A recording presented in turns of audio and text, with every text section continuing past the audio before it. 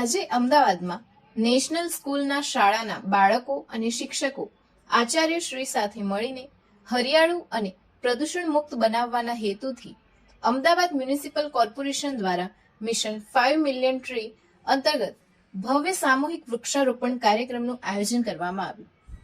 આજે 12 જુલાઈ 2026 રવિવારના રોજ સાયન્સ સિટીના વિજ્ઞાન ભવન ખાતે આયોજિત આ મેગા ઇવેન્ટમાં કેન્દ્રીય ગૃહમંત્રી અમિત શાહના હસ્તે ₹405 કરોડના વિવિધ વિકાસ પ્રકલ્પોનું લોકાર્પણ અને ખાતમુહૂર્ત કરવામાં આવ્યું હતું.